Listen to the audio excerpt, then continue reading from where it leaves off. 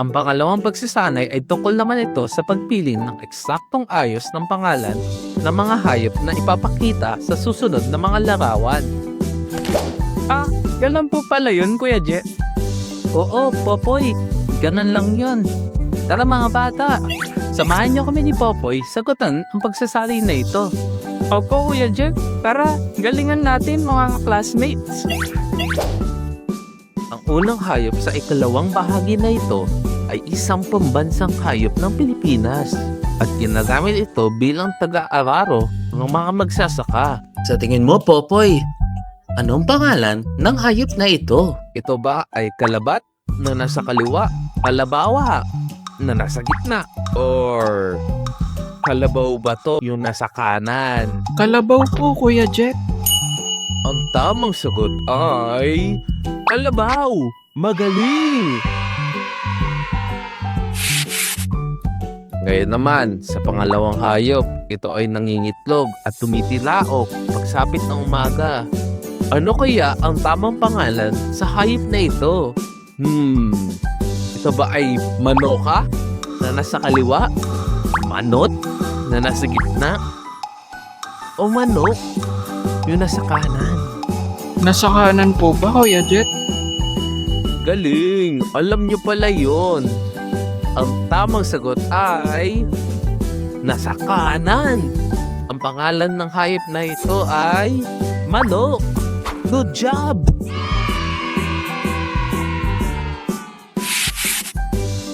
Ang pangatlong hayop naman, ito ay may batik-batik na itim. Ito ay isang hayop na makikita din sa sakahan. Sa hayop na ito, nagmumula ang mga sariwang gatas dahil sa sariwang pagkain din nito ay ang damo. Ano kaya ang tamang tawag dito? Nasa kaliwa ba to? Opoy? Sa gitna? O sa kanan? Nasa kanan po ba, Kuya Jet? Ang tamang tawag sa hayop na ito ay nasa kanan. Baka. Napakahusay, Popoy. Ang ikaapat na hayop naman, ito ay merong mahabang ilong at higanteng katawan. Ano kaya ang pangalan sa hayop na ito? Ang tamang sagot ba na ito ay nasa kaliwa, elephante, o nasa gitna, elegante, o nasa kanan, elepante? Tignan mong mabuti ang wastong ayos ng mga letra, mga bata. Mayroong magkatunog, ngunit magkaiba ang ayos ng mga salita.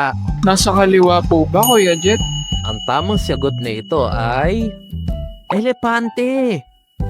Yung nasa kanan. Nagsisimula at nagtatapos sa letrang E. Mali!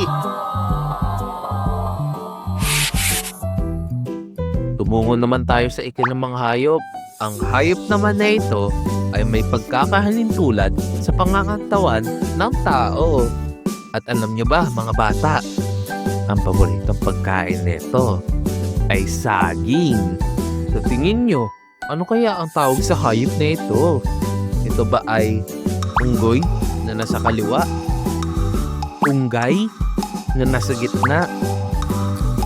O unggay nasa kanan? Unggoy po ba yung nasa kaliwa? Ang tamang sagot at pangalan ng hayop na ito ay unggoy, yung nasa kaliwa. Magaling!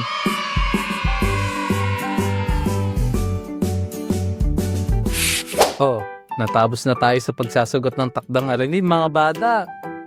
Salamat, mga bata. Dahil sa inyo ay may natutunan ako sa aking takdang aralin. Kuya Jet, papasok na po pala ako. Salamat muli. Oh, walang anuman, Popoy. Oh, may nasagutan ka na sa takdang aralin, ha? Mga bata, muli magpapaalam na si Kuya Jetwan nyo. Sa muli, paalam! Bye-bye! Sa aralin namang ito ay nakakuha tayo ng 4 na puntos sa 5 mga tanong. Ibig sabihin ay nakapasa pa rin tayo. Kung nakakuha ka ng parehas na puntos o mas higit pa, ay palakpakan nyo ang inyong mga sarili, mga bata. Napakagaling ninyo.